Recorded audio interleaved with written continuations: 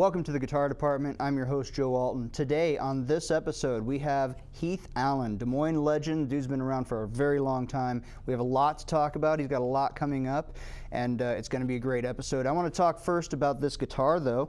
We're holding a Breedlove. It's called the Rainforest S Concert BGCE. And it just rolls right off the tongue. But the reason I grabbed this guitar is that it's got this beautiful black finish, and I'm not sure how exactly they did it, but the wood grain on the inside here, underneath the finish, is a bright gold. It's got almost an Iowa Hawkeyes finish, you might call it. And it's just a gorgeous guitar, available at Riemann Music, and man, Breedlove just makes some good stuff, man. If you haven't tried a Breedlove guitar, head out and give one a shot. They're right up there with the Takaminis and the upper-ended Washburns. They're really nice guitars. Welcome to the Guitar Department.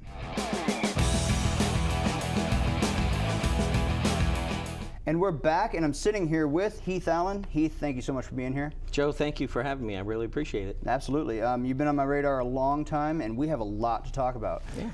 I want to start with the guitar you're holding. This thing is magnificent.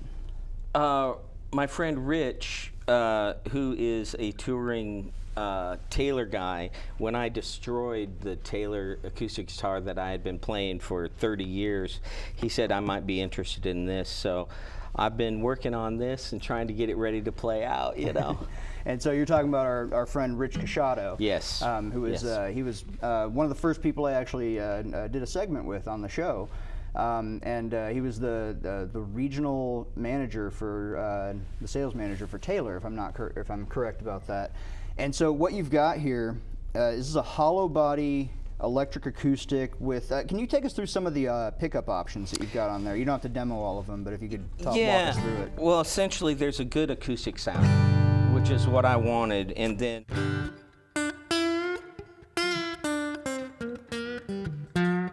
and it can do the telly thing, you know. It kind of has more of a Stratocaster sound. Yeah.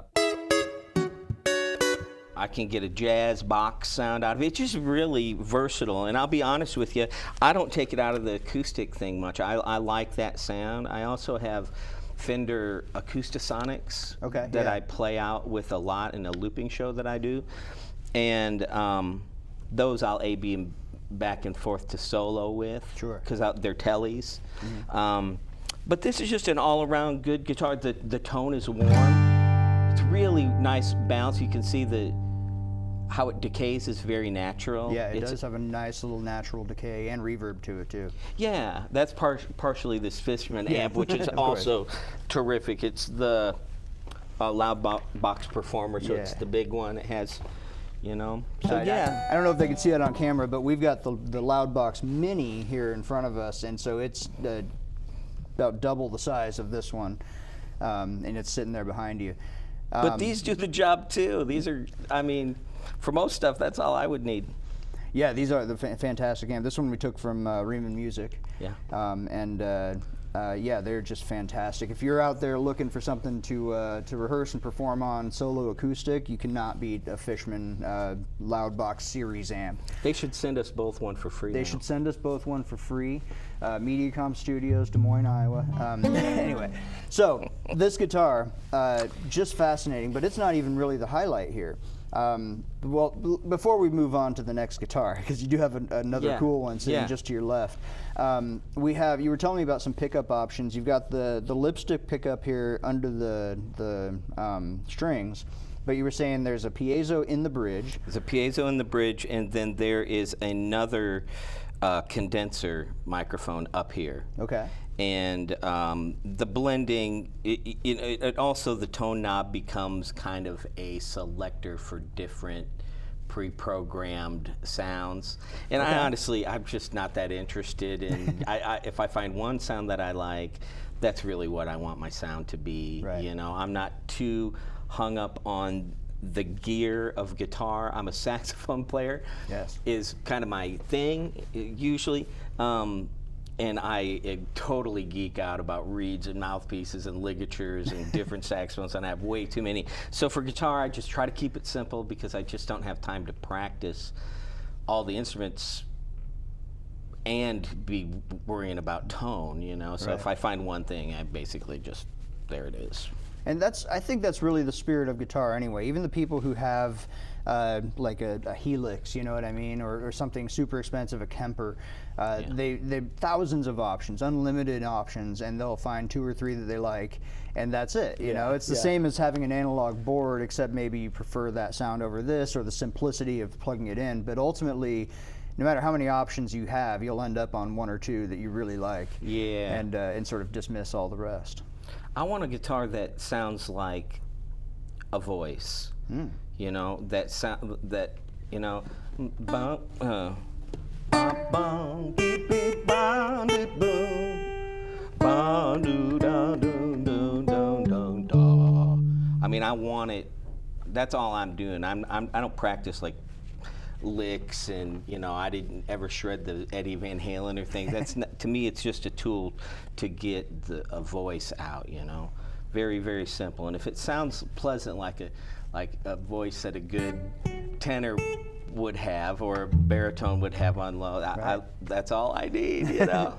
So is that sort of how you think about tone, as voice and saxophone, and then sort of the comparison to those? Yeah, very much. That timbre? Everything, really. Piano, bass, guitar, saxophone, clarinet, flute. For me, it's all, can I make it sound like I'm singing through the instrument? It's all I'm really interested in. That's excellent. Every once in a while I'll do some weird things. I have some pedals, and I'll like put a wah-wah on just for kicks and stuff, but typically I don't mess with any of that stuff. And so when we were talking about having you on the show, one of the things you said, you kept sort of reiterating that you didn't feel like you were much of a guitar player, or that you didn't know if like your guitar playing was worthy of being on the show. And having heard you play, I want to put your mind at ease here that it's absolutely up to par. Oh, well, thank you. Educated or not, what you're doing with your hands is well informed and is definitely as musical as anybody else that we've had on the show. Well, thank you so much. Yeah, you know, being the guitar show, you know, which I love the show, by the way. Thank you for doing this. Thank you. It's so cool, and the musicians that you have. And, you know, I really hold guitar players in high esteem that can play the instrument really well, you know. And I saw you had Matt Woods. Matt's He just been on a works couple so of times, hard, you know. I get into any kind of music where there's a dedication to craft and really trying to take it seriously without taking yourselves too seriously. You know what I mean? Yeah. And for me, the guitar is a wonderful, beautiful instrument, but it's just a tool. And so I don't ever really want to be that guy or anything, you know. I appreciate that stuff, but to me, the guitar functions in my life, and it's a joy, but it really just functions as a songwriting tool.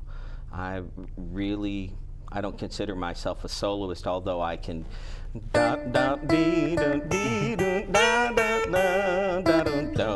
mean, I know where the notes are and I can hear them, but it's not my thing. I'd rather do that on saxophone, you know, or where I can get closer to that sound I'm looking for. We are definitely going to talk about your upcoming songwriting project that you have here. You have a new album coming out called Light Blue Hiawatha, and it's got a book with it and everything. But before we do, I want to jump to your other guitar, because we absolutely have to talk about this thing. Well, this was my grandmother's guitar, and it was bought probably around 1945. It's a K Blue Label made in Chicago, and my grandfather was a guitar. He was a picker and bluegrass musician, and all of the kids played and that kind of stuff. So he bought this for my grandmother, but she was never really interested in playing. And so my uncle Kevin, this was one of the first guitars, along with a '59 Fender Duosonic that he bought for the family. So those instruments now and a bunch of others came to me. So when I got this guitar, they didn't look anything like this. My grandmother would walk straight past this thing and I didn't recognize it. I was gonna say, it looks like it's all been refinished, and that's clearly a new pick guard. Walk me through what you've done here. Well, Norm at Treeworks Guitar, who is unbelievable. Hi, Norm. He's awesome. He was like, really? This is going to be a lot of work? I mean, it had cracks in it. The neck was off. It was all warped. The first thing that he did was he put the body back together, he put the neck back together. The binding was off of it. All of this was broken off, and some of it was missing. So he just basically put it all back together to see what we had. He put a truss rod in the neck.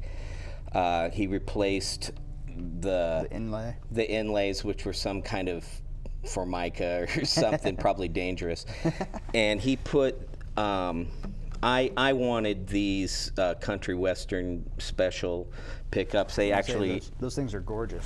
They're beautiful, aren't they? Yeah. And they fit the aesthetic of the guitar, and they're really cool. They're lace sensor, the very high end lace sensors. Okay. And then he put in the mechanicals to work with the pickups. He put this Bigsby on, which is a regular, but works with kind of how the guitar is built. He put a block in here that would support the tension. Sure. And we had to cut holes in the body, but I'm never selling the guitar, it's mine. He put locking tuners on it, took the face off, put a new face in there with some binding that worked with the aesthetic of the album. So I'm going to be releasing 2 albums on December 1st. I'll have a release party at XBK Live on December 1st.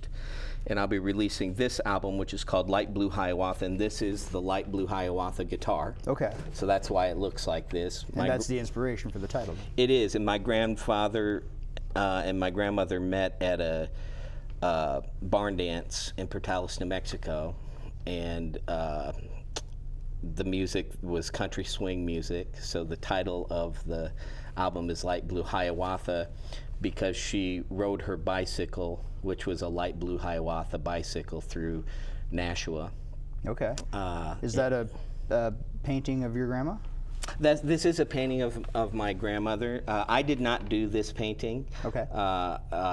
Gary Kelly did this, and Gary's amazing. You can check out his work. He did a lot of work for Rolling Stone and The New Yorker, so we're really lucky to get him on board. So everything kind of had an aesthetic. So this, it has barn wood from the barn at my grandparents' house. And you said you built the new pickguard. Yeah, I got wood off of some of the wood that came off of the house, and so yeah, this is quite a guitar. And if I'd hate to tell you how much I spent getting this guitar, and it's probably worth a couple $100 to anybody else, but to me, it's got that thing.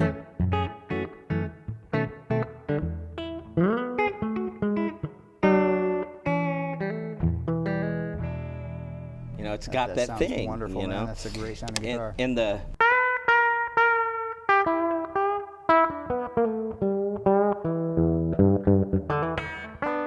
yeah, I'm still getting used to the yeah, but it's good. Yeah. And I want to transition from that back into this album. So I don't know if they can see it on camera, but this is not just a CD case. This is actually a book.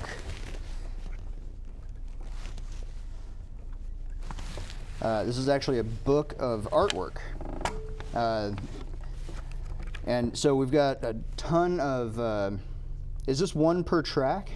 Yes. So we've got one painting per track of the song and a whole book with the song title, I'm assuming? Yes. And then this one here says, "Letter in my pocket," and then at the bottom it says, "Your story is your story, make it a good one." What can you tell me about this project? The artwork, the album itself. This was a grieving process. Turn of songs. My mother and my father passed away very unexpectedly, very early, very close to one another during COVID. Okay. And so I'm sorry to hear that. Thank you. So it was these songs had a lot to do with family, and my grandmother was a very religious woman, and right now the politics of religion in this country are just crazy. And so I wanted to write an album that metaphorically spoke to my children about life and death, and about religion, and about maybe how to take a different look at religion and form their own ideas about faith. through this process. So this is a kind of a heavy album, and I was very serious about the instruments are all family instruments that are being used, along with the Des Moines Symphony and the Des Moines Big Band and like 45 other great musicians from around here and elsewhere. So this is probably my most ambitious work to date. So I made paintings for each of the songs to accompany them, so I could give those to my kids. So it's just kind of a record to remember specific things. Life is your own story, and you do have to make it your story happen, or else somebody else is going to define what that means. And so there's a lot of religious undertones to ideas like that. So each one of these songs has something to say. Some with humor, some Sure. very dark. That's beautiful, though. And then the other album is just fun. It's the album, the second album that I'm releasing at the same time is called Tulsa Grass. Okay. And it's about, it's more of a blues record. And it's just fun. It's a very, very fun record. And Tulsa Grass isn't about pot. I'm not a big pot smoker or anything. But when I was little, we moved to Oklahoma City. My mom was a blues singer, and we moved to Oklahoma City for her to get a singing gig. And we stopped in Tulsa along the way, and I said, "Mama, the grass here is so beautiful." And she started laughing. I was like, "What?" And she goes, "Oh, that's fake. That's turf grass." So Tulsa Grass is a tongue-in-cheek title. But for those of you that know my music, it's a little bit of a departure, but I think you'll like it. Between the two albums, there's bound to be something that you find interesting. Well, we definitely are excited to hear both of them. How could the people find the new albums when they come out? They're not available for streaming or to buy yet? No, and we're talking about that. I'm working with an advertising company about what things need to look like, but I've never streamed anything. I'm probably going to have a streaming service where I can sell everything privately. The amount of money that I've spent, particularly on this one, I'd be embarrassed to tell you how much money. I mean, all those 75 musicians on this. Right. And studio time, and writing charts and arrangements, and well, and this one, so I'm not going to give it away. I really got to say, for anybody interested, you should really buy a hard copy of it, because it does come with all this artwork. You wouldn't get any of this with a streaming service. And it's definitely, there's pictures of your family in here. This all rings out as really personal, and it seems like a really touching project. I would encourage everybody out there to go out and get an actual physical copy of this album. Thank you. Me too. We're going to have to wrap this up, and we're going to have you stick around and play a song for us. Would you be willing to do that for us? Absolutely. All right. Well, thank you so much for coming, Heath. Thank you, Joe. Heath Allen, everybody.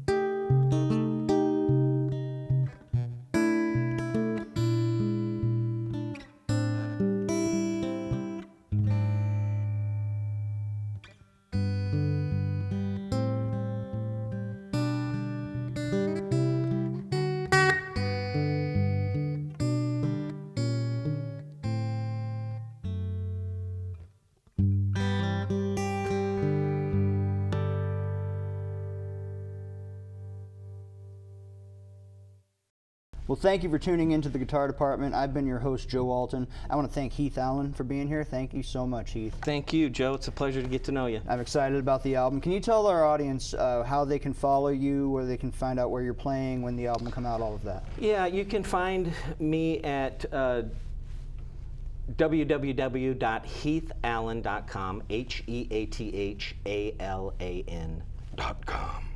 And I'm on Facebook, and that is Heath Patchell, Pattschul. And there's a Heath Allen one too, but we're trying to get rid of that. And just my real last name is Patchell, but I go by Heath Allen professionally. Gotcha.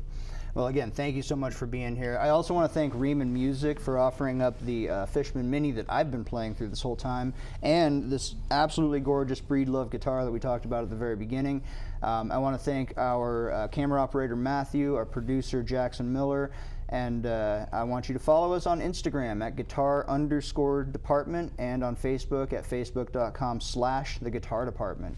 And with that, would you like to play us out? Yeah, let's do it. All right.